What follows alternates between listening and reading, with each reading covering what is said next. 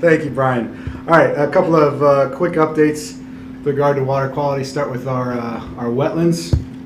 Our wetlands continue to pump. They continue to operate extremely effectively. Prairie Creek is moving about 1 million gallons a day. The pumps over there through both the east side and the west side. Beaver Creek over by the wastewater facility is moving about 3/4 million gallon a day coming out of Beaver Creek. Coldwater Creek is now gradually getting ramped up. We had all those pump repairs last year, and those pump repairs have resulted in a couple of fantastic like new pumps, and it's pushing about 3+ million gallons a day. Burntwood Creek is moving about again about 750,000, 3/4 million gallon a day. In addition to any kind of stream overflows that it happens to capture. This time of year, our streams are pretty low, so there's not a lot of stream overflow into that site, but it is still moving some water via the pump system. The one that's bolded there, Big Chickasaw Creek. This is a new site. This is a site that we've been talking about for a couple of years. This is a site in conjunction with the Little Chickasaw Creek wetland that construction was completed kind of November, December of 23, leading into kind of January, February of 24. We really didn't expect this site to do much this year because it's a brand new site. We just got done moving earth. It was just planted back in May, and so for a brand new wetland, there's typically a sort of a need to just keep water on it, keep it wet, but not really an opportunity to move that much water. Big Chickasaw has surprised everybody, and I got a couple of pictures to kind of show everybody and update everybody on that particular site, that brand new site that again seems to be operating a year ahead of schedule because the vegetation looks great, the earthwork looks great. It's just an awesome site. Encourage everybody to check it out. I'll show you a map of where that site's at here in a second, but it's moving about 500,000 gallon a day. Next year that rate will be doubled. There's a couple of pumps out there. Right now there's just one on. But again, 500,000 gallons a day, that's fantastic. There's some water quality numbers up there. And you can see, looking at whether it's nitrogen or phosphorus or sediment, looking at those three big bads, you can see these wetlands are removing, anywhere from 60% all the way up to 75% of the nutrients or sediment that touches these wetlands. And so this is the name of the game. Right? Water quality issues manifesting as algae. Algae is fueled by nutrients, so take the fuel out, and that's that. And that's the biggest thing that these wetlands can kind of bring to the table. Focusing on Big Chickasaw, as I mentioned, this site was shaped kind of fall 23, early winter of 2024. Typically the pumps at a site like this that's brand new are just turned on a little bit, kind of here and there, a couple of thousand gallons here and there just to keep the plants wet and keep the sediment from drying out too much. But this site surprised everybody. The veg has really taken off. This is a site that you can access over by Hex Landing. There's a gravel access drive that'll take you back there. And there's berms along the site that you can walk along and get out there, and this is something you enjoy, you can check it out. But the map up there kind of shows you where the inflow is coming from. This is coming from, again, this site's over by Hex Landing, so if you see that sort of side road, you can kind of take that in, and it just sort of meanders along the back property there. The pump is in the channel, in the Big Chickasaw Creek channel. This particular location allows us to grab flows from Big Chickasaw Creek, or when Big Chickasaw Creek is not flowing that much, it is positioned so that the site can grab lake backwater.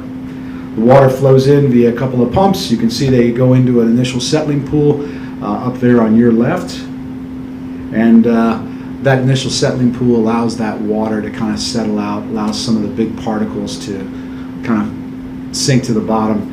And then water moves through quite a bit of a sort of meandering marsh. You can see the kind of erratic yellow line snaking its way through that particular site. The settling pool is maybe 6-8 feet deep. The rest of the meandering marsh is anywhere from 6 to 12 inches. So it's really shallow. Lots of great vegetation, lots of good wildlife's already using the site, good diversity of plants out there. absolutely beautiful to see. And then that water flows out via the outflow, and then that outflow water kind of percolates through the forest and then ends up in the Big Chickasaw littoral region, which, if you guys are kind of following some of the Facebook posts of people boating around the lake and taking a look at things, the Big Chickasaw littoral area this year has garnered some really positive feedback. There's a lot of great vegetation out there that we haven't seen in a long time. A lot of beautiful, beautiful lily pads are starting to take off, and the fact that that is being positioned right next to this wetland, those two things are just wonderful. So if you get a chance, please go out there and check that out. Just a couple of images. I'm sure this presentation will be up on the LA's website if you want to click around a little bit more and zoom in. But this gives you a sense, kind of the initial settling pool there on the left, and then the outflow area there on the right-hand side. And it gives you a sense of some of the vegetation, some of the great veg that's taking off. Here's a wonderful aerial drone image. This was taken by our friends at Soil and Water, Kyle Fullenkamp, operating the cameras and the drones there. But it gives you another good idea. But again, you can get out there, walk around, and enjoy the site. All these sites, whether it's the Big Chickasaw wetland that's coming on this year, or whether it's sort of our well-established sites like Prairie Creek or Coldwater Creek, they all help to take down the nutrients. They all help to sort of quell the algae in the lake. Every bit of nutrients that gets pulled away from that system, the better. Here's where we are in terms of algal biomass. This is a time of year where the biomass is up. And I know this kind of a graphic is a little erratic and difficult to make sense of, but I will tell you, when you look at the averages, our biomass is down compared to what it would be or what we'd expect to see in past years. And when our biomass of algae down, when the quantity of algae in the lake is down, and it's not like the lake is crystal clear right now, but the level of algae is lower than it historically has been, right?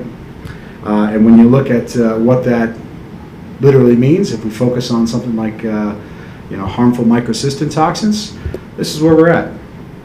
Okay, the long-term decadal 10-year weekly average is the black dotted line, and then this year is the solid line. A couple of red lines across the top. You've got the World Health Organization's advisory, recreational advisory limit there on the top, and then you have the ODNR's advisory limit. They're around 8 micrograms per liter, but you can see that there's quite a bit of void space between the historical average and where we are this year. There's quite a bit of a gap, and that's great. We're sitting at about a third of what you would expect toxin level just by looking at same time over the last 10 years. Our algae levels are about a third, or our toxin levels are about a third. So we're doing okay. We're doing well. The algal community out there is kind of the typical algal community that we see most years. It's a planktothrix-based community. It's distributed pretty evenly throughout the water column, and it is less from a biomass perspective, and it's producing less microcystin toxin. So this is a good year so far. I think that's about it. I'll take some questions. Jeff? Yeah, real quick. We're fortunate to sit in on a meeting every month with the directors, health, ag, ODNR, wildlife, and we're talking to them about these numbers because you notice we're below the state average, and we're below or almost below the state average. We're approaching it, and we're below the World Health Organization's number. So we're asking them to start taking some of the science down and get to those numbers that's been posted around the lake. So that's real important to us. Keep an eye on that. Keep asking them when can we take those signs down and take that hazard off the list. So, and Stephen's numbers are very helpful. Steve, I just have a comment. I've been out on beaches the last few weekends, and obviously those some of the work people are scared to death. As they're out there swimming around, they look really scared. Take the signs down. And nobody has died. I mean, not a dog, not a person has died out there. Just want to give them Yeah. Seeing more duckweed the last couple of years, is that a good sign? Yeah, so the question was about duckweed. Duckweed are the tiny little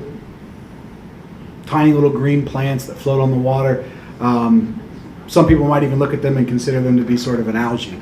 It turns out they're not really an algae at all. They're actually a really small macrophyte. They're smaller than the size of a dime. You could fit 5 or 6 duckweeds on a dime head, right? Is duckweed a good thing to see? Absolutely, right? Duckweed is a good thing to see. You don't want to see like an entire lake choked off with duckweed, but yes, in the backwaters, duckweed's a good thing. It takes up nutrients, takes up that nitrogen and phosphorus, and it also shades some different areas, creates some different habitat. And it's also a relevant food source for some of our animals that are out there. So yeah, duckweed is a good thing to see, along with hopefully we get more and more aquatic vegetation out there as well. I mentioned the Big Chickasaw, or the Chickasaw Creek littoral wetland. It's kind of nestled between Big and Little Chickasaw Creek over on that side of the lake, and we're starting to see some lotus pads and some lilies out there, in addition to duckweed, in addition to some floating submerged macrophytes. So the diversity of vegetation out there is starting to uptick. That's all a positive thing. All right, well then I will turn it over to State Park Update for Dave Thaler. Thank you.